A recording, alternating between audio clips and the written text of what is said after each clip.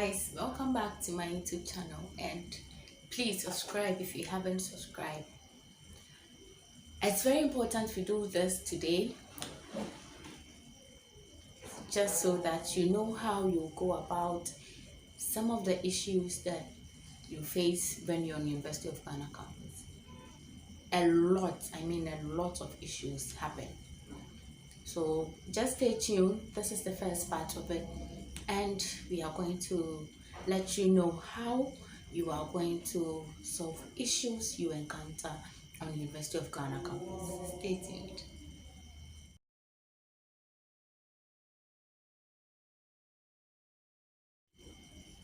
Okay, so let me introduce us to what this is a 4-part series videos that I'm going to do, and this first part is going to talk about registration issues.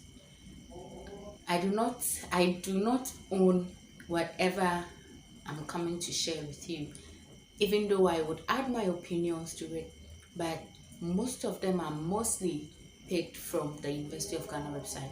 So as I always say, you need to get the source of your information right, and that is why I make sure I get the right source or an authoritative one before I share a content with you. So this one is from the university website. A link to it will be put in the description section, so that if you are unable to understand anything, you can go there and then grasp them for yourself. But then, as I said, I'm going to add my opinion from my personal experience. Okay, so let's get started. I'm going to talk about registration issues. What are some of the issues that you face? Academic issues that you face when you're in University of Ghana. One of such key issues is registration.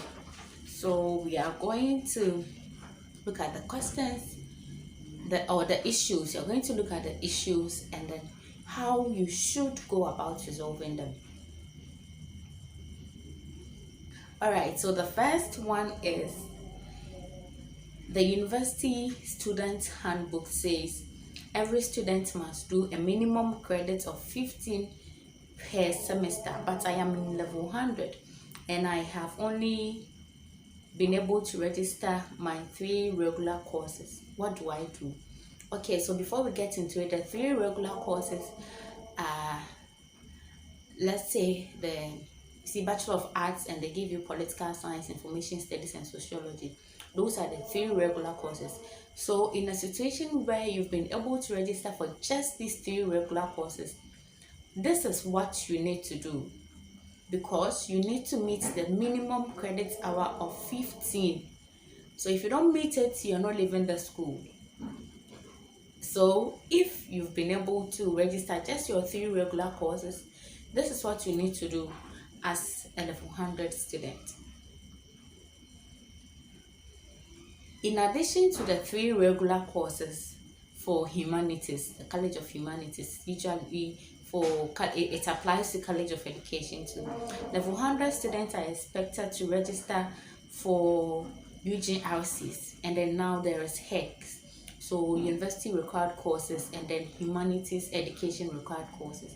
So these UGRCs and then the HERCs are taken over 2 semesters. So if a student is unable to register for any UGRC or HERC in the first semester, he or she can do so in the second semester or even at higher levels. So what this is trying to tell us is, if you are able to register for just your 3 regular courses, that means you were unable to register for a UGRC and a HERC. That's your UGRC and your HERC. If you're unable to do that and the classes for all of them are full, don't worry, you'll be able to register for any of these in the second semester or even after level 100.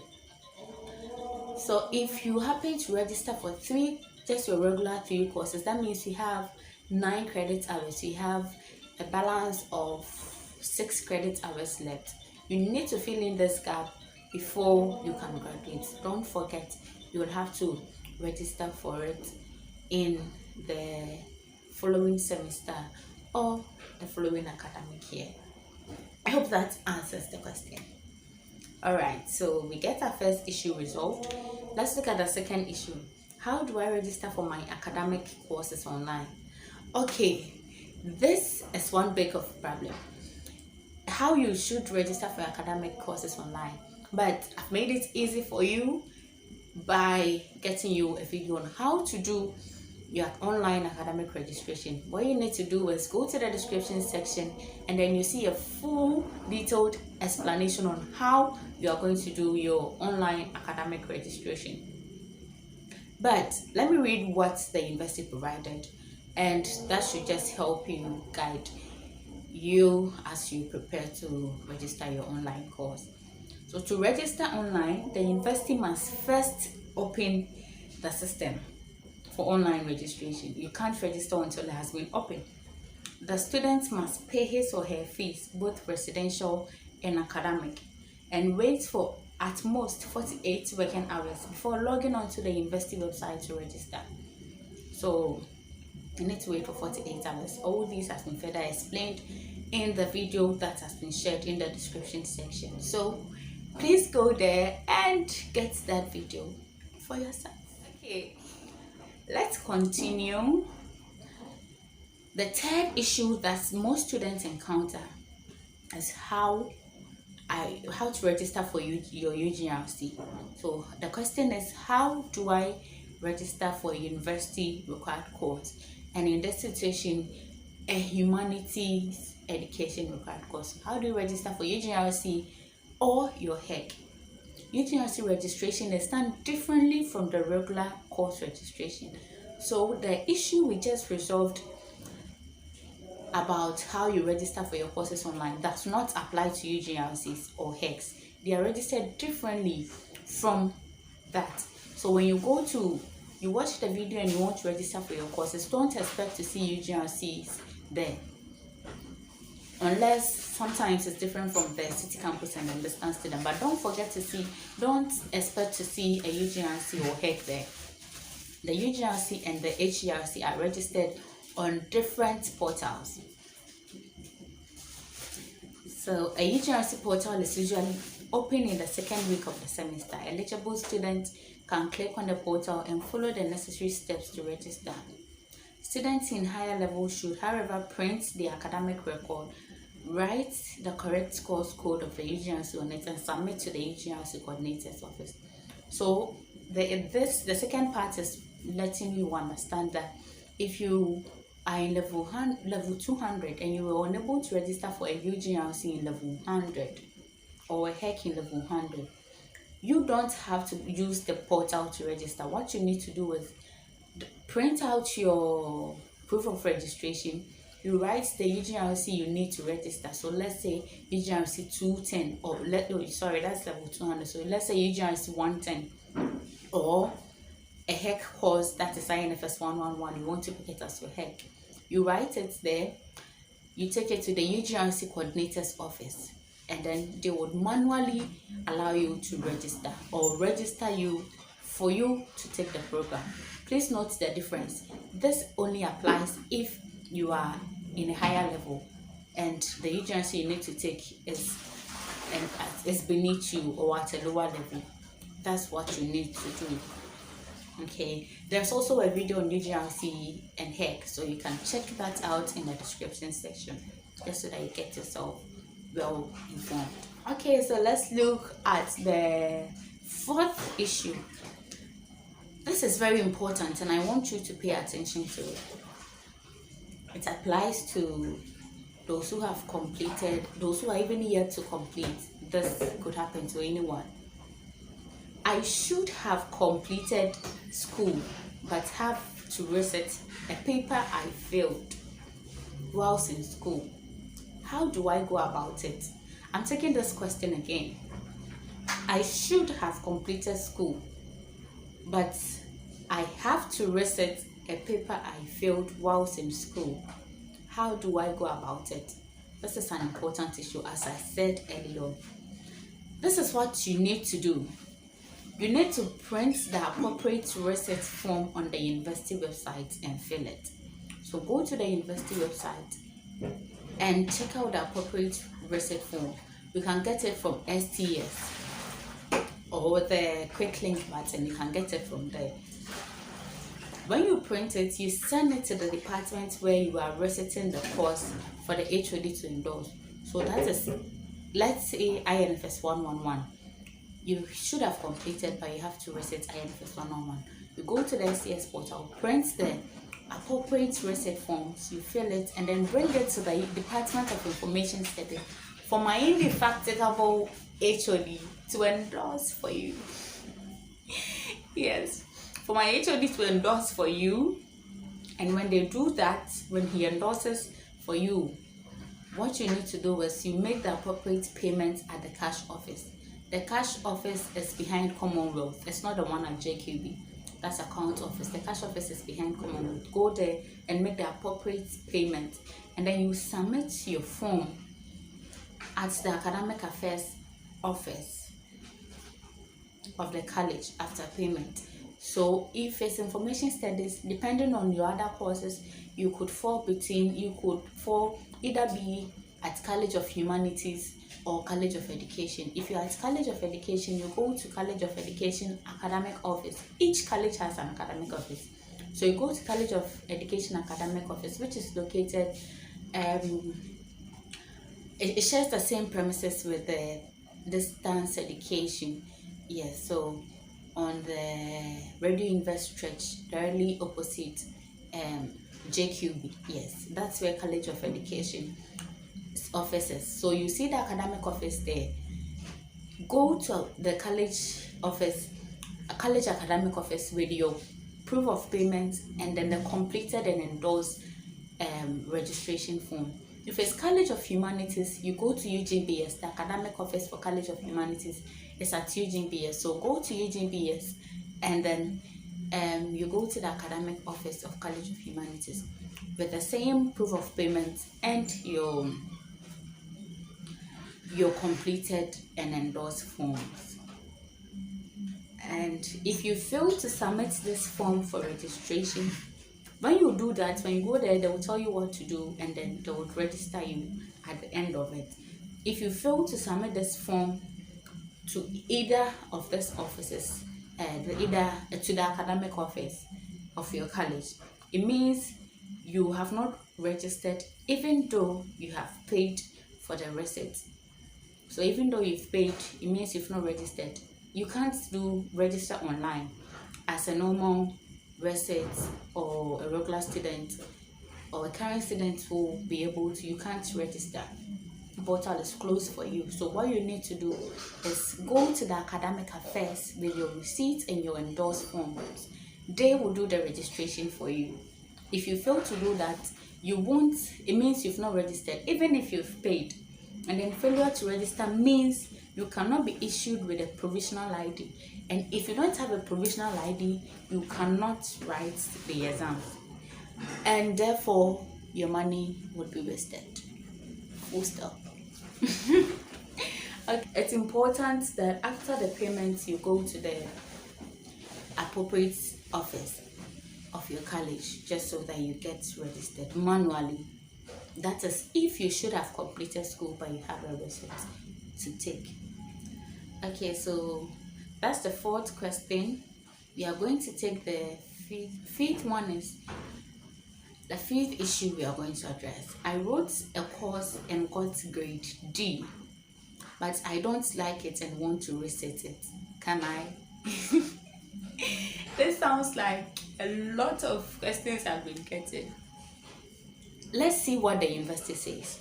Students in the college who belong to the new grading system. The new grading system is the A for 80, D for 50. Yes. So if you get D, it means you had 50. Below 50 is E and F. So students in the college who belong to the new grading system, the new grading system are only allowed by the regulations to reset courses that they have scored grades E and F. So you can only reset if you scored E or F. If it's D, you don't have the option to resit. Let me read so that you get it. Students do not have the option to resit any course that they have scored a better grade than these two grades in. So if you had a D, I'm sorry that you don't like it. I wouldn't like it either, but you don't have an option to resit. You can only resit if you had E or F, that is below 50. Let's look at the fourth issue. So there's no way you can resolve this. Just don't worry yourself. Do your best not to get a D. But if you do, don't worry, you can't resit. We are looking at the how many credit hours, maximum credit hours, am I allowed to register per semester as a College of Humanities student? So as a College of Humanities student on regular campus, you are required to, you have a maximum of 17 credit hours. If you're offering Bachelor of Arts, Bachelor of Science and Administration, and then Bachelor of Laws, and then if you're offering Bachelor of Fine Arts, you can take up to 21 credit hours.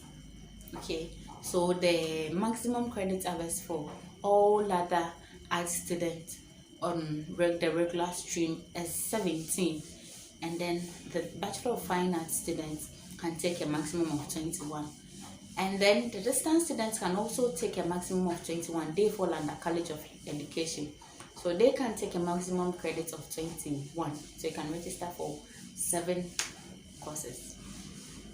So let's look at the 7th issue. How do I add or delete courses online? I'll read what is here, but before that, I just want you to know there is also a content on how to add or delete courses, add and drop courses, as we say it. You can see the link in the description section, and just take a good watch and you are going to be fine.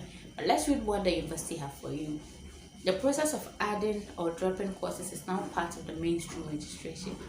Yes, it can therefore be done when the system is open for registration. And so if the system is open, you'll be able to do it on MIS Web. A student, after registering his courses, can add more courses by logging on to his MIS page and clicking on Add Subject to Registration. Then you follow the steps to add.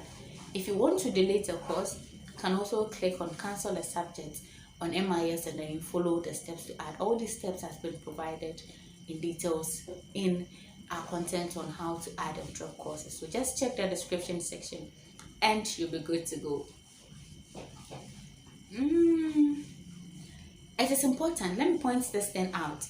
I just got it. Let me point it out. Note, however, that you cannot re-register a course that you have dropped. So make sure that you do not have to register a course before you drop it. This happens so often. When a student picks a course and then deletes it again, deletes the course, and then now the student would want to take that particular course again. The system won't allow you to do that. So what you need to do when this happens is go to the appropriate college office. They are going to stress you because you need to explain why you registered for a course and then you dropped it again, you deleted it again. So why you registered for a course, deleted it, and now you want it again. You get it? So they are going to really stress you. You'll be going back and forth from UGCS to the college office and all that. I just want to give you a heads up. You are going to be stressed because you are not certain. So before you register for your courses, you should be certain. Okay. So what you need to do, go to the college office. They would tell you what to do. They usually give you a form to fill, and then you have to explain why you want to now add the course again and all that. So please take note and don't fall into this. So let's look at it. I have been awarded a grade X in a course. What is the meaning of that grade? People get grade X, A, B, C, A plus, A, B plus, B, C plus, C, D plus, D, E, and F. So someone is getting X. This is what it means if you are getting a grade X. A grade X is awarded to a student who was unable to complete a course for reasons adjudged by the Board of Examiners as unsatisfactory. It is a failed grade. You should check out page 47 of the regulations for junior members, volume 1, the September 2016 edition. So what this means is, if you have X, it means you failed, but it is not the usual you writing exams and getting an F or E. X means that the Board of Examiners have decided on your examination, and then they've concluded that you need to fail the exams, not because you had F or you did not write well or anything, but because there has been something that is unsatisfactory. The unsatisfactory is not defined here, but you would see more details in the regulation for junior members. So let's say you have you were caught in examination or practice or something, or your corporate work, like there is something that is contrary to the regulations that covers examinations. Okay, so please make sure you don't fall victim to this, because whoever would pick your script is going to ask why your grade is X. If you tell them it's because you failed, you need to explain, because everybody knows failed is grade F. My sister, be careful. Legon doesn't joke with it.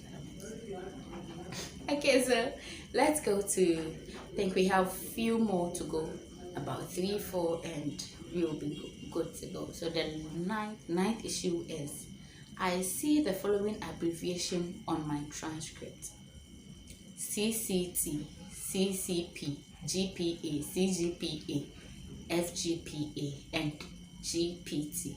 CCT, I'm taking it again: CCT, CCP, GPA, CGPA, FGPA, and GPT.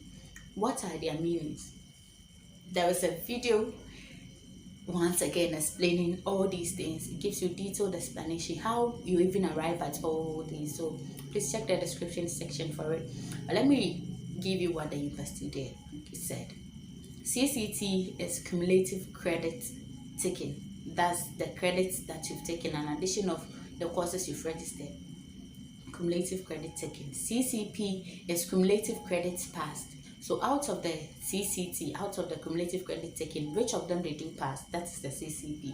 Then GPA is grade points average. That is usually semester specific. So they calculate your GPA at the end of every semester. GPA, grade points average. And then CGPA is cumulative grade points average. That is an addition of all the GPAs you've had so far. So that is not semester specific. And then FGPA is your final grade points average. That is what you graduate from Legon with. Okay, your final grade points average, what you get at the end of your entire 4 years. And then GPT is grade points. Okay, that is so. Up the table, what we are looking at now is, how many years do I have to resit a paper after completing school? If you've completed school, how many years do you have to wait? Do you have to resit a paper? You don't have all the time anymore. So the answer is, the university has provided for 4 semesters or 2 academic years to students to redeem all resit papers. After this period, such persons are no longer eligible to take resit exams. Let me take it again.